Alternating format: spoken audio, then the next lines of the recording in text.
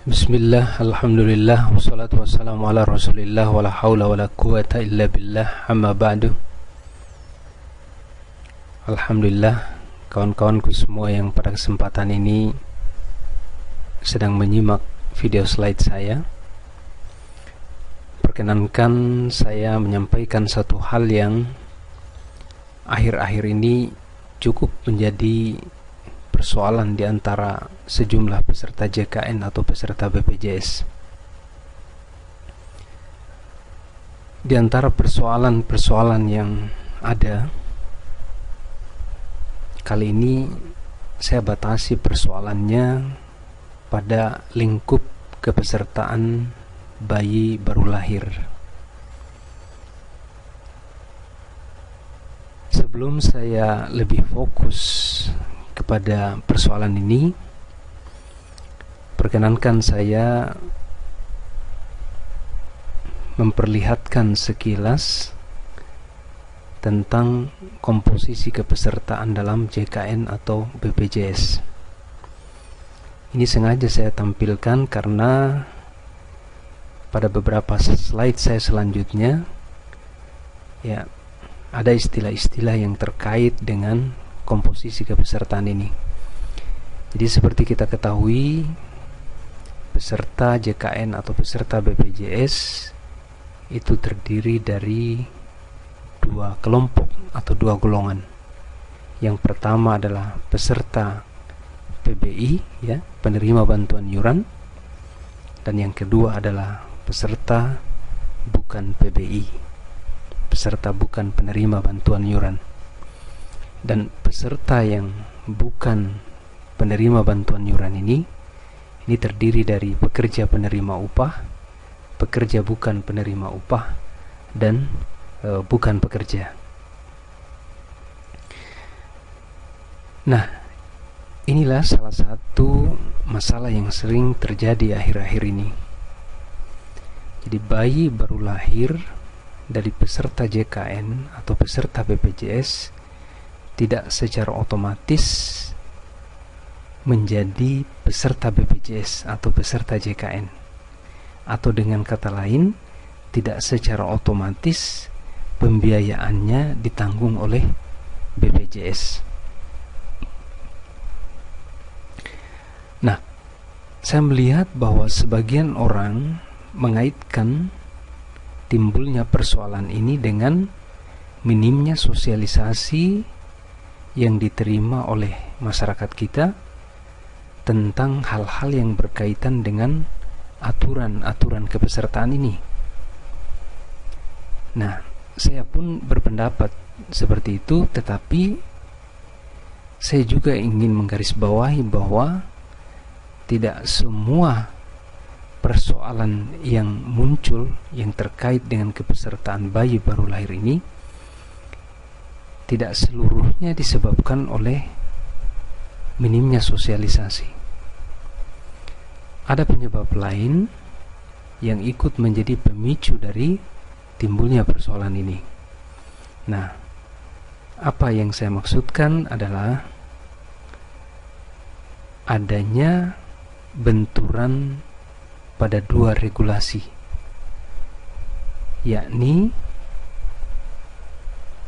pada Permenkes 28 tahun 2014 tentang pedoman pelaksanaan program JKN dan pada regulasi peraturan BPJS nomor 1 tahun 2015 tentang tata cara pendaftaran dan pembayaran iuran bagi peserta pekerja bukan penerima upah dan peserta bukan pekerja.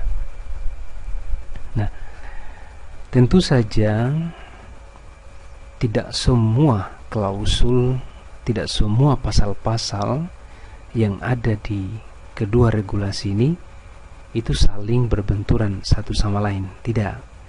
Jadi hanya beberapa saja, hanya beberapa klausul saja yang saya melihatnya memang ada yang tidak sinkron, atau saya istilahkan dengan klausul-klausul yang berbenturan.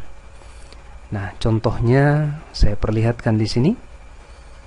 Di dalam Permenkes 28 tahun 2014 dalam bab 3 ya tentang peserta dan kepesertaan, ya pada poin 4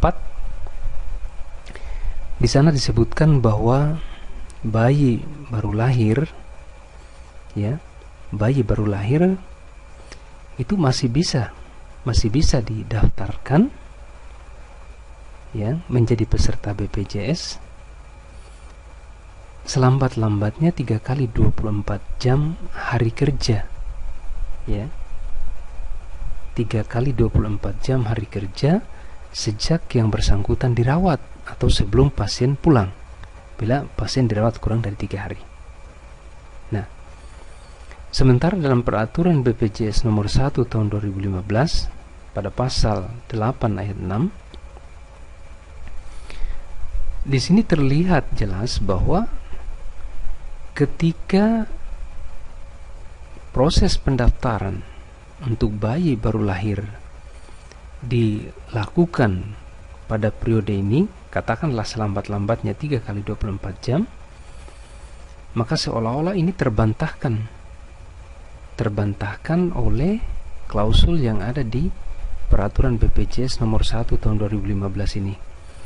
Karena klausul yang ada di peraturan BPJS nomor 1 tahun 2015 disebutkan bahwa pendaftaran untuk bayi, ya pendaftaran untuk bayi baru lahir itu selambat-lambatnya 14 hari sebelum dilahirkan. Nah, ketika pendaftaran untuk bayi ini dilakukan, ya kurang dari 14 hari sebelum dilahirkan, apalagi dilakukan pendaftarannya setelah bayi tersebut dilahirkan, maka kemudian yang akan terjadi adalah tata cara pendaftarannya akan mengikuti klausul-klausul yang ada di pasal 3 dan pasal 7. Nah, klausul-klausul yang ada di pasal 3 maupun di pasal 7 ini intinya adalah bahwa bayi baru lahir sudah pasti tidak secara otomatis akan menjadi peserta JKN atau peserta BPJS meskipun lahir dari pasangan yang nyata-nyata adalah peserta JKN atau peserta BPJS.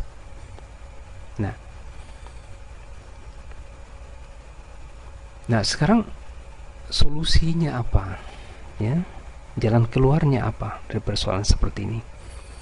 Nah, saya kira jalan keluarnya ini adalah sesegera mungkin bayi-bayi yang ada ini didaftarkan sejak masih di dalam kandungan. Jadi baik itu bayi dari peserta PBI maupun bayi dari peserta bukan PBI, sekali lagi ya, sebaiknya mereka memang didaftarkan sejak masih dalam kandungan. Ya.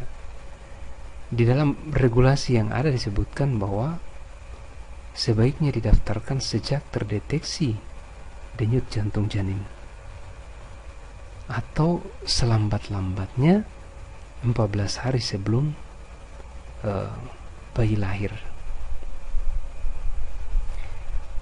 Nah, terkait dengan pendaftaran bayi dalam kandungan ini regulasinya merujuk ke peraturan BPJS nomor 1 tahun 2015. Mohon maaf, peraturan BPJS nomor 1 tahun 2015 pada pasal 8. Ya. Dalam pasal 8 ya, pada ayat 2 disebutkan bahwa pendaftaran bayi ini sudah bisa dilakukan dan memang sangat dianjurkan dilakukan sejak denyut jantung janin itu sudah bisa terdeteksi, dan ini bisa dibuktikan dengan hasil pemeriksaan dokter. Kemudian dalam ayat 3 di pasal 8 dikatakan juga bahwa pendaftaran bayi yang masih ada di dalam kandungan itu harus di kelas yang, jadi pilihan kelasnya harus sama dengan kelas orang tua bayi tersebut. Kemudian pada ayat keempat, ya, mohon maaf. Pada ayat keempat, ya, disampaikan di sana juga bahwa iuran pertama dibayar setelah bayi lahir hidup. Nah, jadi tidak benar ya anggapan bahwa iuran segera dibayar ya setelah bayi didaftarkan, meskipun bayinya masih di dalam kandungan. Nah, jadi itu tidak benar ya. Jadi yang benar adalah bahwa meskipun bayi didaftarkan jauh-jauh hari waktu masih ada di dalam kandungan, tetapi selama bayi belum dilahirkan, maka selama itu pula tidak ada pembayaran iuran. Pembayaran iuran yang pertama itu dilakukan setelah bayi lahir hidup. Nah, kemudian di ayat 5 ditegaskan bahwa jaminan untuk bayi yang bersangkutan itu berlaku sejak iuran pertama dibayar. Dan sekali lagi, iuran pertama dibayar bukan pada saat didaftarkan waktu masih di dalam kandungan, tetapi ya pada saat bayi tersebut dilahirkan. Nah, jadi saya kira ini yang perlu menjadi perhatian kita semua, khususnya teman-teman di tenaga kesehatan. Ya, kita bertekad, kita berkomitmen untuk ya berupaya mensosialisasikan ketentuan-ketentuan yang terkait dengan kepesertaan BPJS ini, khususnya yang berhubungan lagi dengan kepesertaan bayi baru lahir ini, agar kejadian-kejadian yang tidak diharapkan, permasalahan-permasalahan yang tidak diharapkan itu seminimal mungkin itu terjadi. Nah, jadi saya ingin menekankan bahwa ya sangat bijak, saya kira sangat baik, saya kira kalau kita berusaha untuk mensosialisasikan ini, menginformasikan ini kepada peserta-peserta BPJS ya. Nah, terutama untuk ibu-ibu bidan, ini saya kira ya satu momen yang paling bagus jika ya ibu-ibu yang melakukan pemeriksaan kehamilannya sejak dari awal ini kita sudah berusaha untuk meyakinkan, sudah berusaha untuk kita motivasi mereka agar janin yang masih ada di dalam kandungan itu sudah bisa segera didaftarkan kepesertaannya di BPJS, sehingga nanti di kemudian hari tidak menimbulkan persoalan-persoalan yang tidak diharapkan. Nah, saya kira ini yang bisa saya sampaikan. Mudah-mudahan ada manfaatnya. Billahi taufiq wal hidayah. Wallahu muwafiq ila aqwamit thoriq. Assalamualaikum warahmatullahi wabarakatuh.